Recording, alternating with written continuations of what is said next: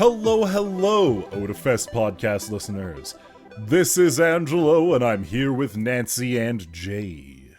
It's Jay and Nancy. It's Nancy and Jay. Also Angelo. It's Angelo and Nancy and Jay. So exciting.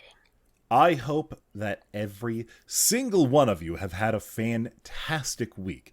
That you haven't been sitting there, clutching your knees until they bleed with spite. Being like, oh, they think we're not going to listen this week. That's what they said at the end of the last episode. We'll show them. We'll show them who was waiting. I actually had a listener of the podcast reach out to me over the week because we said something that was factually incorrect. Uh-oh. Was it me? No. We actually had a person reach out to prove that the pod racing game was in fact on Steam. They don't call it pod racing. Oh. They call it Star Wars Episode 1 Racer. What? See, that's the thing. I was actually fairly certain. You were right, Jay. Well, you were right. Actually, I want to be clear. I wasn't sure that it was on Steam. I know it was released on PC. Yeah. Yeah. You were right. You were absolutely right. Interesting. Wonderful. Well, thanks for that correction. We But appreciate it. before we get ahead of ourselves, we have an announcement for you. Our next special guest announcement is here.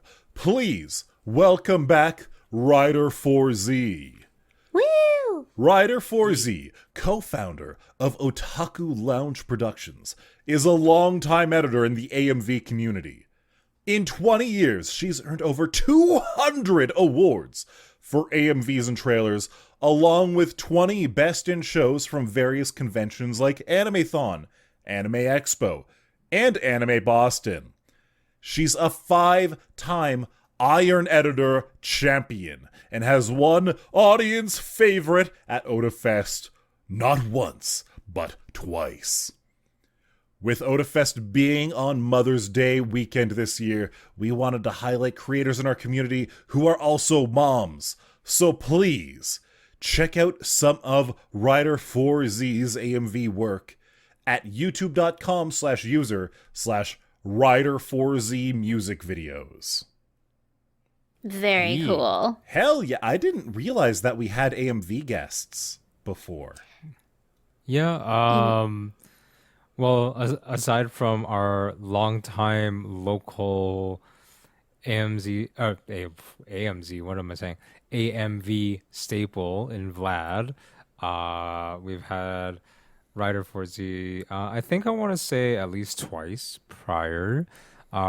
She really does some amazing work. I am someone who, like most other content at Otafest, I don't get to enjoy it very much because I am busy running around doing things. But sometimes I will pop my head into the AMV theaters and check out the contest, or at least I'll be at closing ceremonies as part of my regular duties. And as a result, we get to usually watch like the winning AMV of our own contest. And Ryder4Z is usually at least a finalist, if not an outright winner.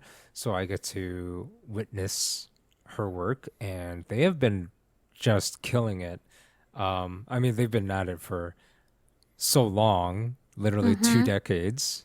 So it is absolutely a master of their craft. But like, I don't know, just like AMVs are amazing. AMVs are so incredibly different from when They are I an was art form. but a tiny lad browsing Tiny around lad. the internet. When was the last time you were tiny? This Browsing was a while around the ago. internet on my 1 megabit per second connection. The first time yes. I had DSL, the first time I upgraded from dial-up, being like, oh my god, I can watch videos on the internet without waiting for 5 hours to download them.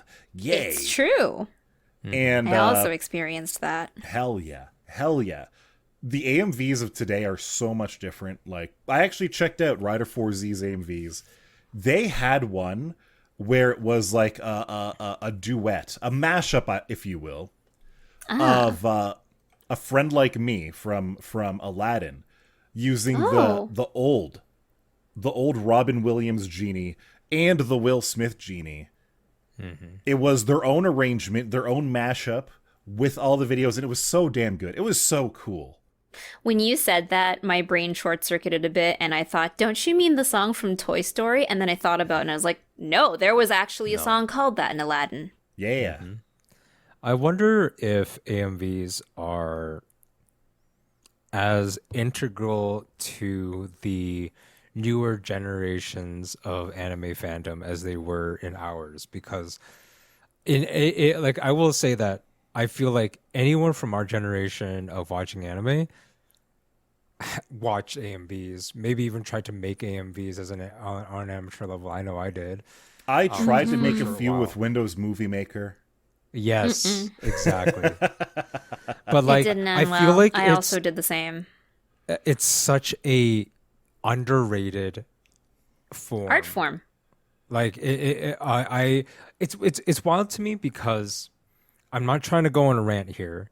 I am just saying that the difference in how many, like, when we run AMVs at Otafest and we run several hours worth of content of AMVs,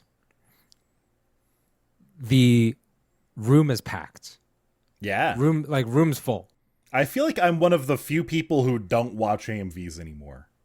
I feel like you just haven't gone in and made the time. And if you did, you would be like, wow. It was the last time that I went to one of the AMV contests was back when we were at the university. Wow, So that it was a while has been a ago. while. But on the other side, like, I feel for that community, at least on the creator side, because I know that it is underappreciated. Like, it's not like they get like millions of views or anything on their channels. I know that they're, slowly through attrition that, fewer and fewer people actually make AMVs. I don't think there's a lot of intake or uptake of new content creators in that direction. Maybe because it doesn't get a lot of views and people spend a lot of time and it's a passion project and maybe they like to be compensated for it. But I would say, like, for all creative content, if you love it, you should try to, make some of your own and see how well you do, because I would hate to lose that part of the creative community when it comes to AMVs. It's like I don't it's not like I watch them, regularly or anything, but I definitely appreciate so many of the AMVs that I come across, especially when, like, we're at Otafest, where I have a minute of time to actually watch one and, just see how good the quality has come. It's no longer just Gundam videos of mashed with Linkin Park. Yeah. Not that that's a bad thing. Not that that's a bad thing. They're classics, but, like, certainly the amount of I remember the first source content AMV. is huge. I remember the first AMV that I ever watched that wasn't just clips of a show set to some random song. And that was the Cowboy Bebop versus Trigun Tainted Donuts AMV. That is an old-ass one. I feel like that's gotta be 20 years old, maybe 25 years old at this point. And it was legendary in the way that it tied Cowboy Bebop. It had Spike hunting down Vash the Stampede. And, like, it tied the scenes together. You had Vash going through Cowboy Bebop environments, Spike going through Trigun environments. It was fantastic. Yeah. Amazing. And the effort that they make to, like, match the mouth flaps and like really integrate the songs into, well, they don't do that for everyone, obviously, and they're still, the ones that don't, they're still good, but, like, The some best of the AMVs the do. levels, the level of attention of to detail Like I was that some saying, of these Rider AMVs are made is, 4Z, like, just amazing. they made the arrangement for that AMV that I watched. I was like, wait a minute, where did this mashup come from? And I checked the description and I was like, oh, they made it themselves. They did that. That's intense. It's pretty cool. Um, I feel like if we're gonna go down nostalgia trip here, I feel like my very, very first AMV wasn't an AMV. It was actually a music video to Final Fantasy VIII. Oh. I there think were I bet two. I've seen it. Yeah, there were two. There was one where someone took a lot of the animatics and they had, cinematics, and they had set it to the theme song. So, Fei Wong, Eyes on Me. And then there was that game re-spliced in a different order and set to, of course, a Linkin Park song. Oh, Linkin Park. AMVs have come a very long way, and they have gone through interesting like trends and eras. Like there was definitely an era of upscaling like FPS, for example, like super hyper FPS interpolation. It was wild because you could tell when someone overused it, and then you could tell when somebody was really subtle with it. And yeah, I think it's the same for anything though.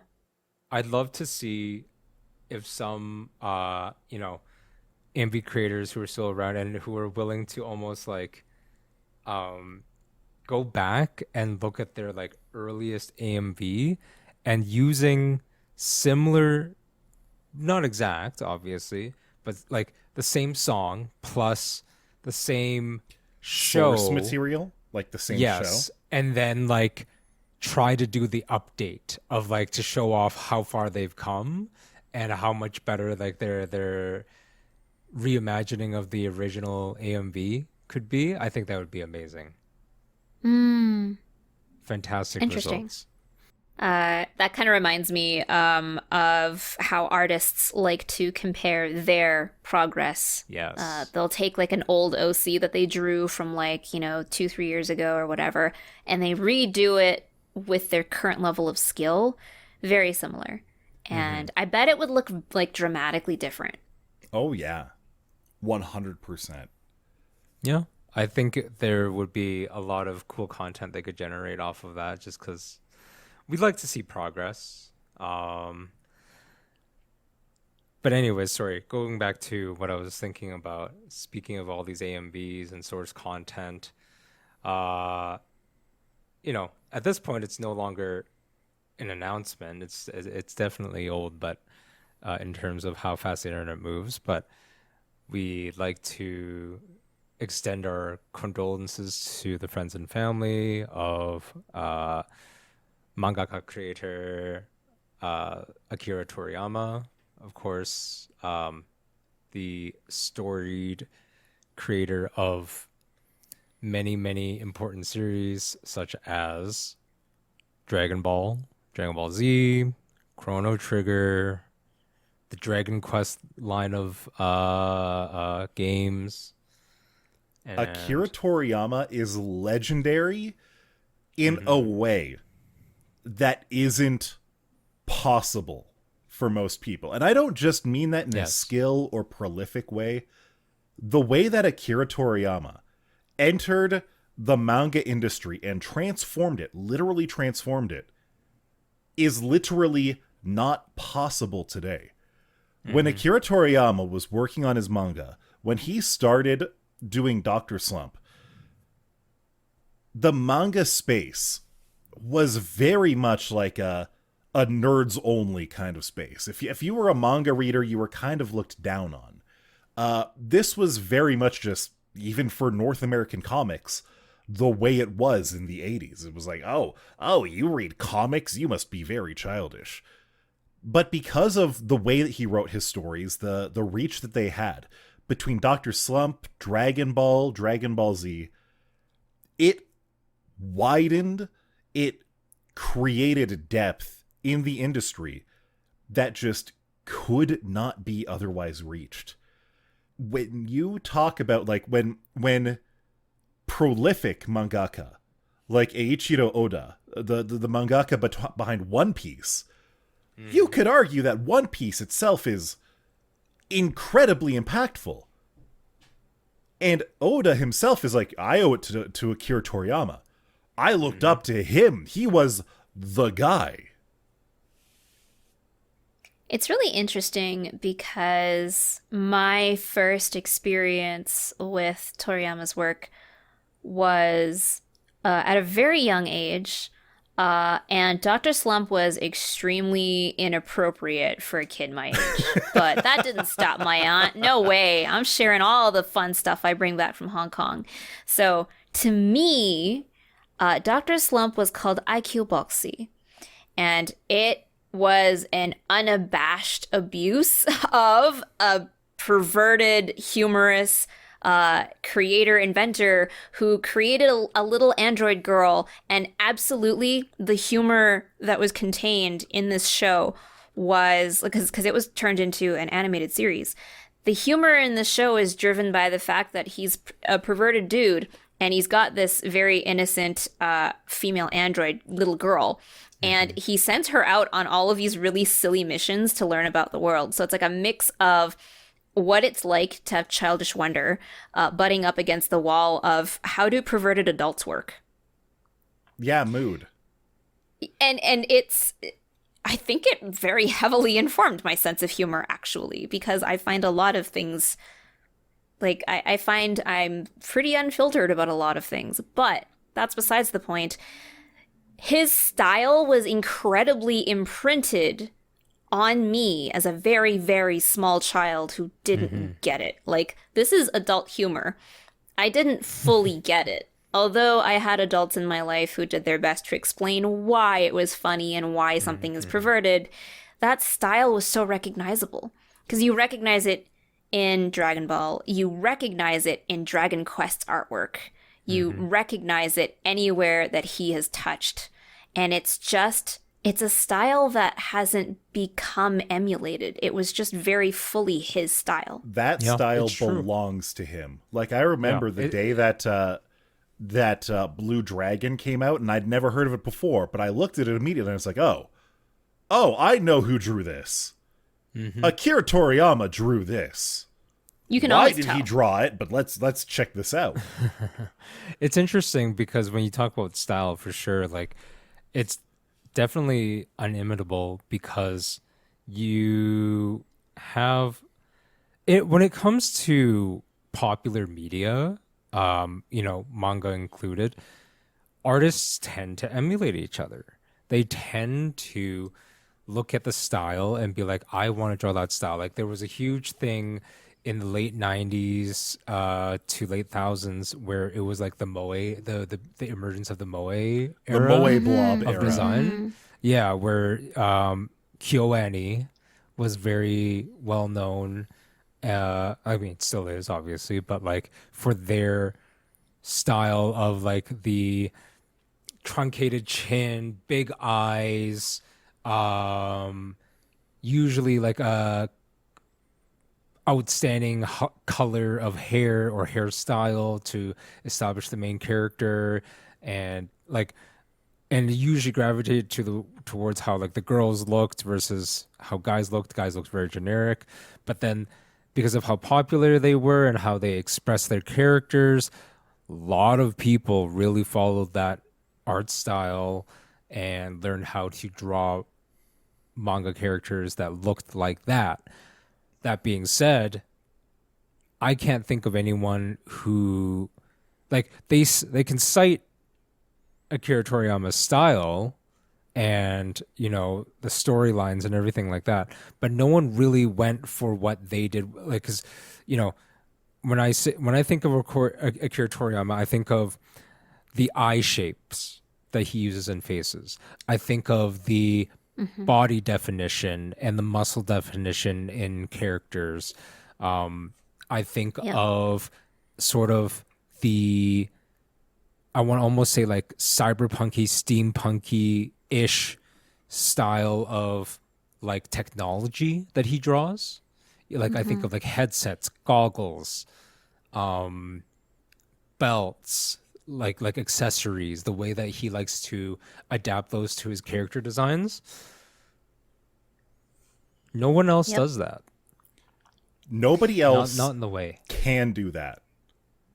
That is his style, And because it is so heavily stylized, anybody who tried to take Akira Toriyama style would immediately be called out for it. They'd be like, "What are you doing? What? Are you, you're not Akira Toriyama. You're not him." Like, it had just come down to, not only is it the large muscles, it is explicitly the way that he draws the muscles, right? It is the exact same way, like, from a normal person, from a normal anime render of a character, the stylization to Akira Toriyama, to Goku, to Trunks, to Boo, to Frieza, that is just as far away from normal as anything from Baki is.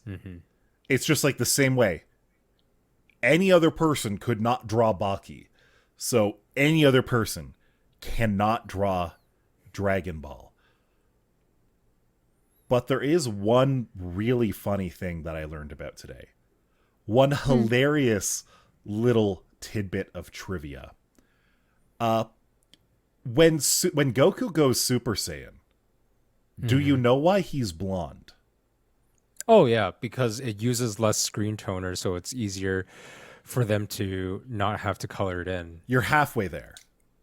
You're halfway there. It's just faster. It is faster. That's why. Yeah. It's faster. Akira Toriyama's assistants were spending so much time. They were spending so much time coloring in Goku's hair that Akira Toriyama was like, your boy's going blonde, so you guys don't have to color in his hair no more. So that there's actually a two-sided thing to that I this isn't anything official I want to say, but I think that's something that they discovered when they were first working on the Dragon Ball Z like first arc, which is like the Raditz arc, because you'll notice a couple of things. First of all, you have Goku. He hasn't gone Super Saiyan yet because the Frieza arc comes after.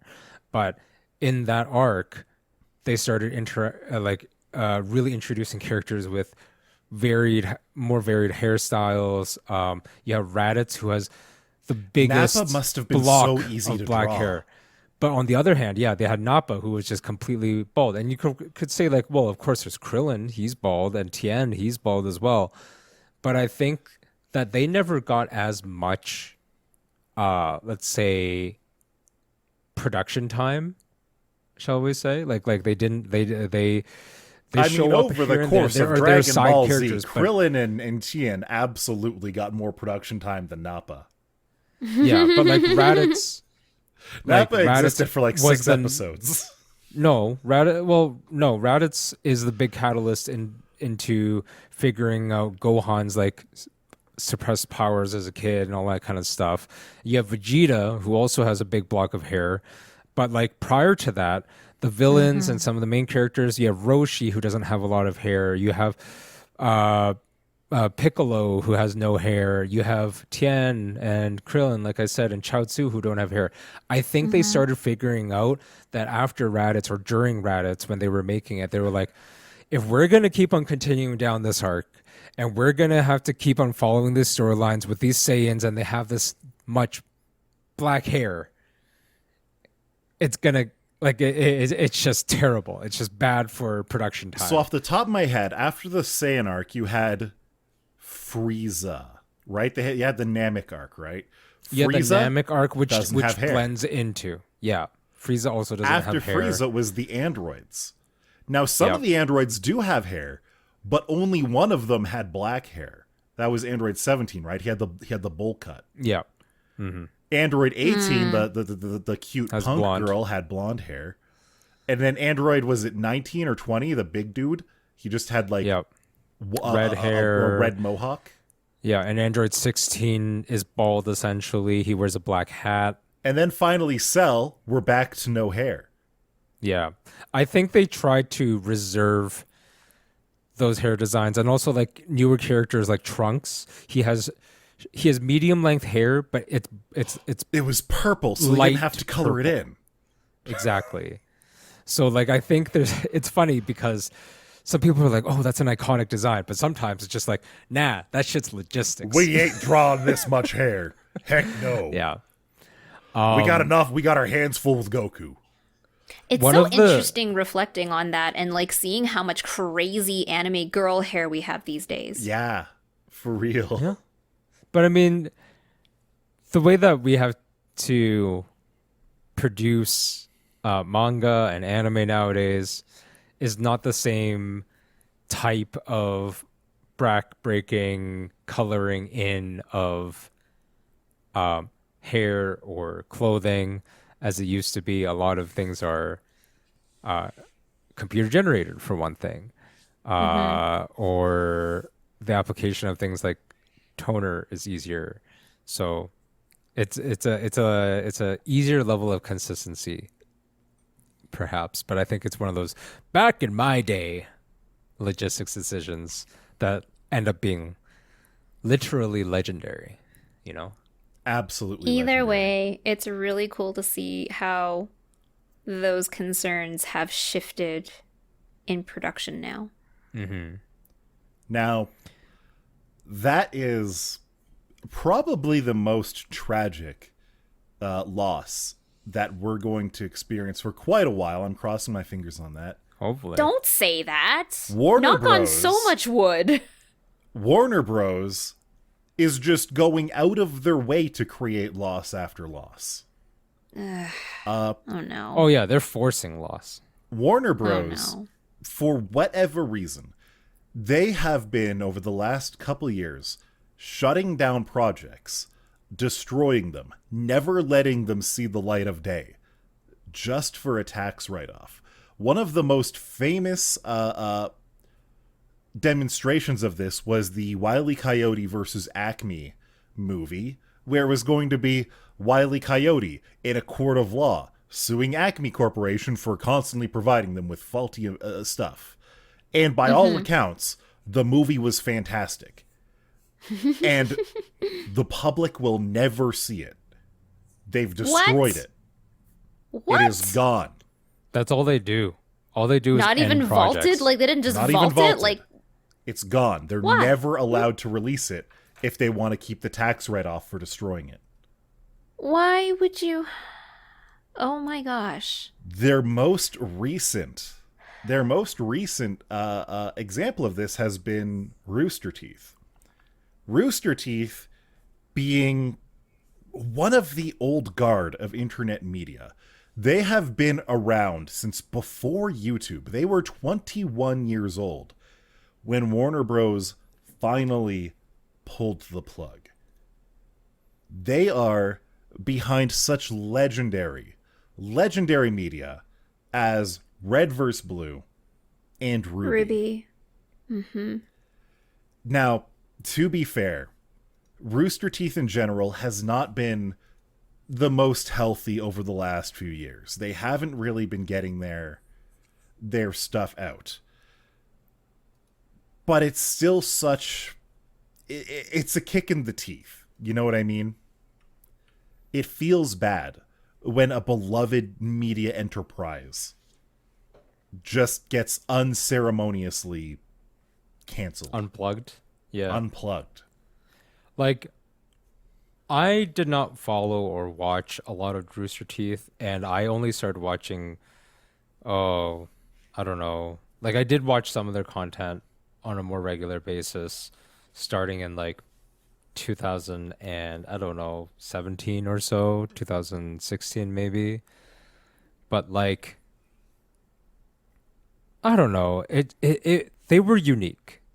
I will say that their content was unique. They had some issues. They had some very serious PR issues stemming from some incidents. But like aside from that, from a creative standpoint,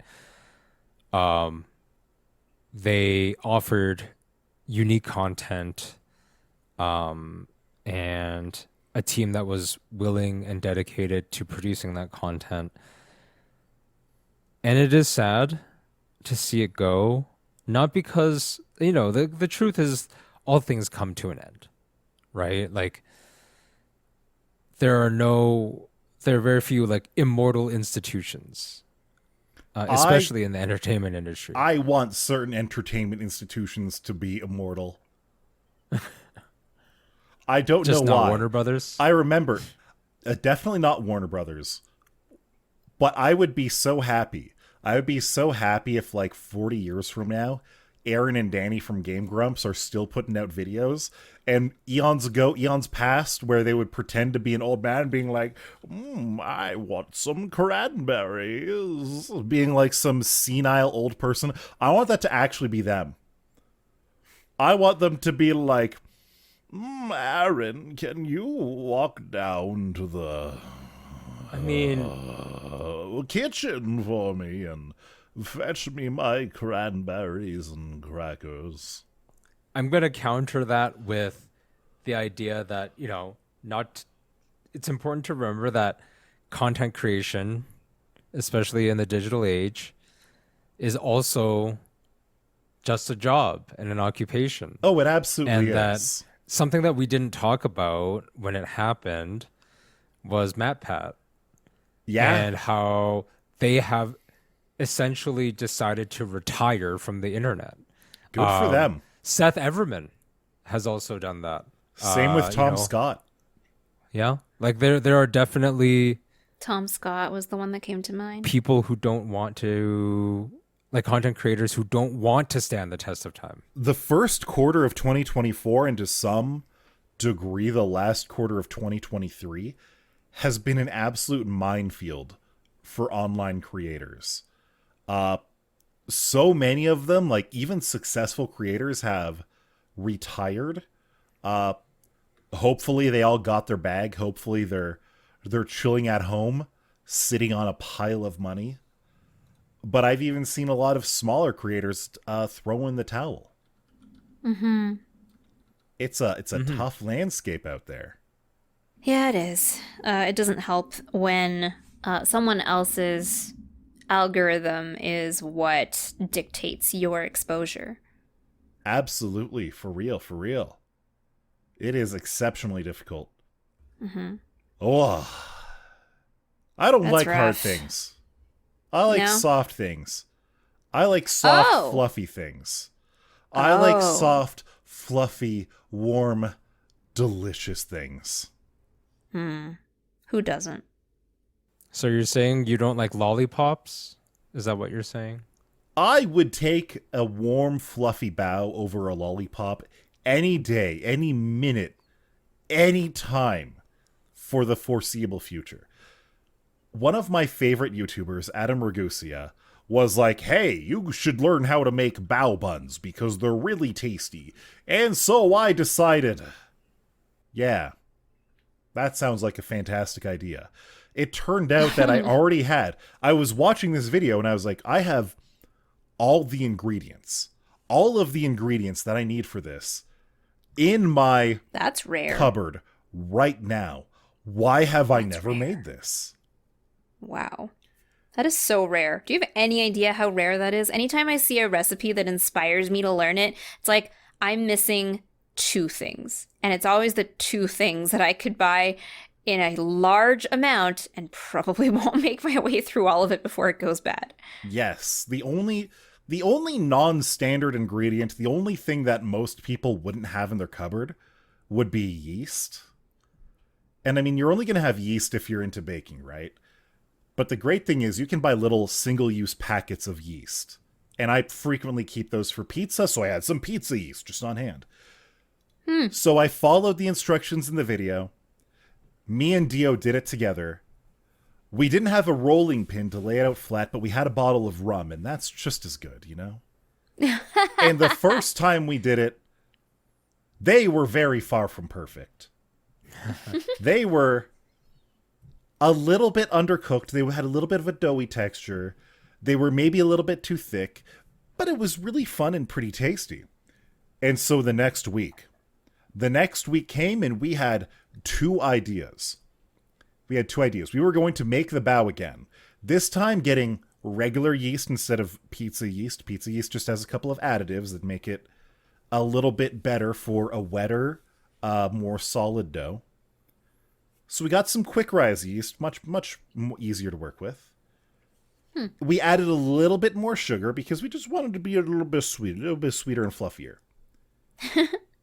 And I tell you what, the first time we made them, we made breakfast bao. We put some scrambled eggs, some cheese, some bacon in them. Oh. Wonderful. Absolutely Interesting. fantastic. The second time, we just had some fried tofu in there, put some cabbage, covered in tonkatsu sauce and some Kewpie mayo. It was absolutely delicious. Absolutely delicious.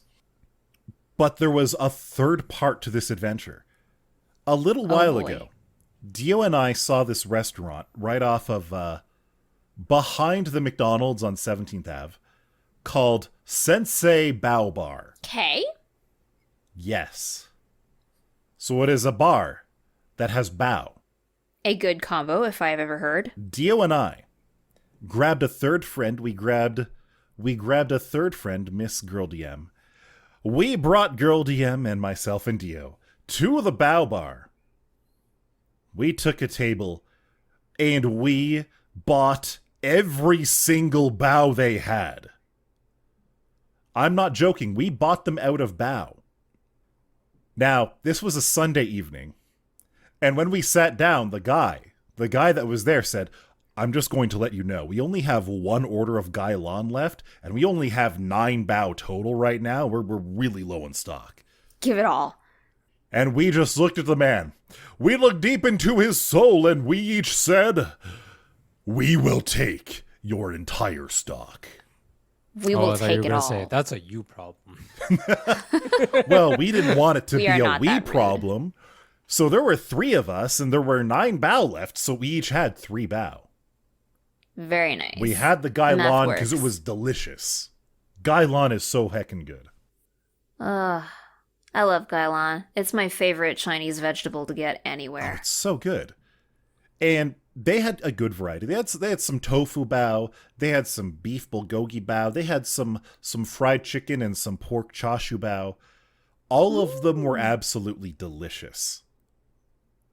I am But shocked. I something- don't know about this place. Something surprised me. Despite their bao being delicious, the bao that me and Dio had made were fluffier, a little bit sweeter. Dare I say it? I think our bao were better. Wow.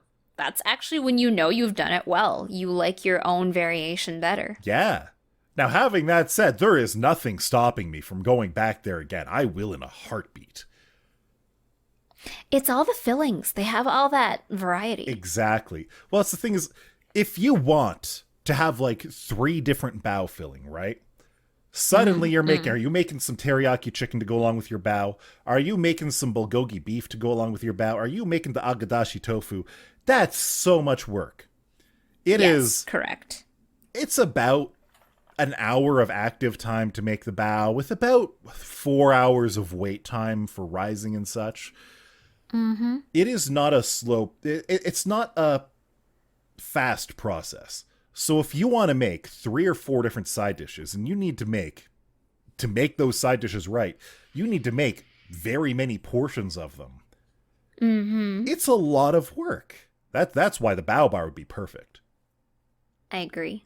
But I have decided that the bao is in my regular rotation of recipes. Very nice. Hell Very yes. nice. Today I finally tried making the closed version of bao. Before, you know how there's like the fold over bao when it's like a fluffy taco. That's what we were making before. Absolutely great. Super easy. I see. So see. today I tried the first closed sort of bao. I just took some pork tenderloin, tossed it with some barbecue sauce, threw that in the middle. They were ugly, but goddamn were they delicious. Well done. I'm very proud of your baking adventures. Yeah. Tangentially related, and I will say this part because this part's a lot funnier. Things that were heard in my home yesterday, Oh? and I quote, "Our bread has butts. 2 butts, in fact. I somehow managed to create a sourdough loaf where both ends of the loaf had butt cheeks, and they were shaped in the exact way that you would expect a very Wow. juicy butt to be shaped. Oh my Yo. god. My God. I have sent you both a photo in Yeah. Discord to prove it. You know what though? That makes sense because when A the bow dough has a is booty. rising, when the yeast is rising, it smells like farts. No, it You know- doesn't. So for your bread They to say- have an it ass, smells like beer. They say that you can crack a fresh loaf, but that fresh loaf has a crack. It is juicier than Giacometti's butt. let's go. It is the strangest thing to know that my bread has a juicier butt than anyone I've ever known in real life. I love I that can't for say the you. same. I've known some people. Jay with knows a way very more people juicy- than me, so You have been a I've witnessed- connoisseur of butt. Understood. Yes. understood. Even more tangentially, completely unrelated, but I have made a. I have added a household appliance. Did you get a To- bread maker? Which that- one? No, not bread rate. I have no interest in baking. Is it an I air never fryer? have. It is not an air fryer. I still don't have one of those. Jay ain't out I'm here gonna- air I'll give you a frying the clue. sky. I'll give you a clue. It's the opposite of an air fryer. Deep fryer. Is it a? I was gonna say, is it a dehydrator? No, it's because Okay. you're still thinking in the heat dimension. Oh, did you get an ice cream maker? Because Dry ice. I got it. No, not as creative as that. No. More basic. Oh. I got a nugget ice maker. Nu- a nugget ice maker? maker. So it makes What like is the a nugget perfectly ice? spherical ice? No, the spherical ice is a different thing. It makes the kind of ice that is like that really nice textured, like crunchy ice. I Have you have ever had no that? idea what you're talking about. I really I don't know how to describe it to you. It just has, so it's not as hard as like your regular cube or bullet. Is it a style crushed ice? It's slightly harder than crushed ice. Oh, I've looked it up online and I know what you're talking about. I've had now I drinks have to with this do it. type of ice in it before, but it's where like the ice cubes are really small. They're like what, 1 centimeter by 1 centimeter, They're Yeah. quite small. like milliliter sized ice cubes. Not millimeter, but it is probably Not about millimeter, 1 cm by 1 cm. milliliter. Oh yeah, and I have always been some people don't like having cold drinks. I know that.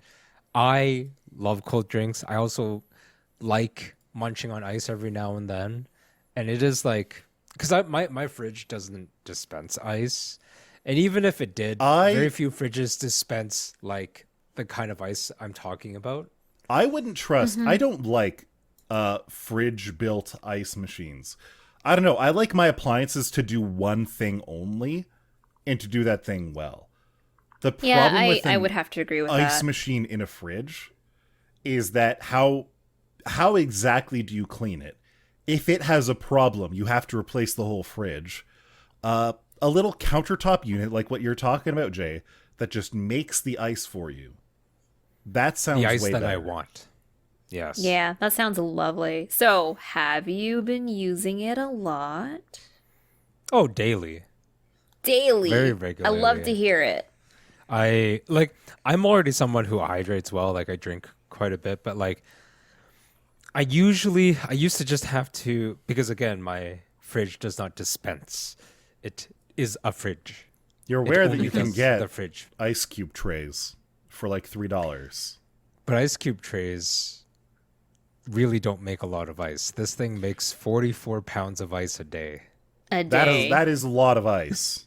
To be fair, And I go through what I've done. I probably go through the like habit 20 of- pounds of ice. Oh my god! Wow. That's a lot of ice. Okay, fair enough. Well, I added Your boy so Jay I have out this here big being cup. like, why would I fill my cup with water when I could fill it up with ice, and then the ice simply melts into water?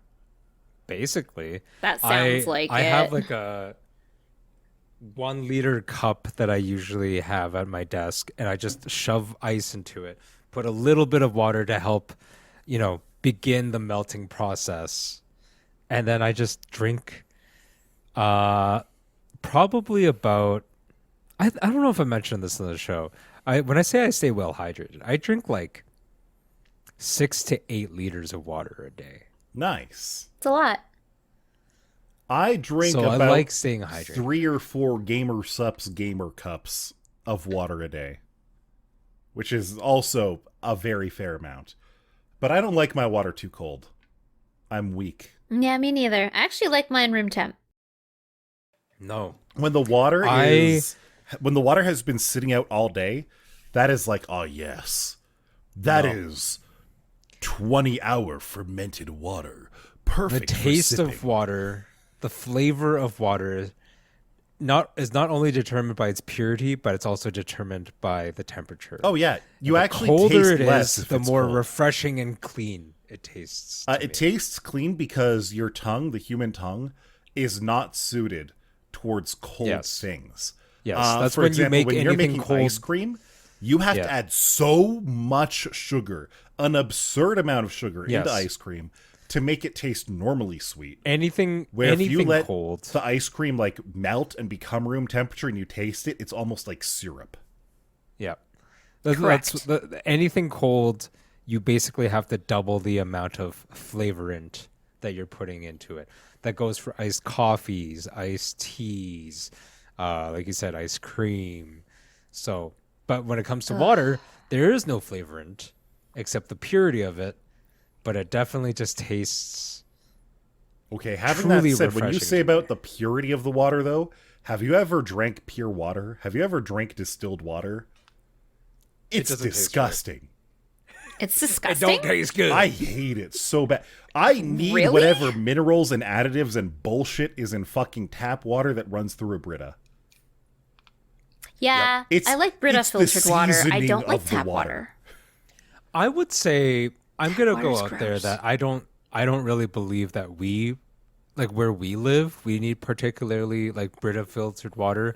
No, I would not say really. it's nice to have you need a water softener. That's probably nice. But a water softener has more part of my applications. life, for a long part of my life where I wasn't living on the same floor as a fridge with a Brita, I would just go over to the nearest tap and drink the tap water. I don't care. It's fine. A water softener is nice because of where we live, but like the filtration that we're talking about, like I don't know what the actual statistic is, but I'm going to guess that we're already in like the top 10, maybe 5% of like the cleanest water Oh, that 100%. can come from a tap. I believe last time I visited one of our water treatment facilities, we rate like in the top 3 in all of North America. Yeah. Even back when I lived in Windsor, Ontario, like they had some of the best water treatment in the world. Like Canadian our water water treatment standards treatment's are great. pretty damn good. Yeah. Yeah. I'm not saying Our water treatment's great. I'm not like, if saying you a wanna Brita go is a ahead and- Skamaz, yeah. but you know if you need one, and if you don't think you need one, you probably don't. Yeah. Again, water softener is nice because it just removes the extra calcium that we kind of have. Ugh, Which is we a have lot. so much extra calcium. And lime. We do have a good amount of lime, I think, in our. Also that. But overall, you know, I've made it 33 years. Yeah. My drinking skin our can't tap take water for the most part. So I don't like the taste of tap water personally, but that's why I like running it through a Brita filter. It's fine. when I Engagement drink it challenge. cold, then I can't taste it. Drink tap water and report back to us next week. Yup, Drink tastes like tap water without ice and then drink tap water with ice and tell us if it tastes different Oh, to it you. does, 100%. For science. For science. Bye-bye. What a hard cut. Get out of here.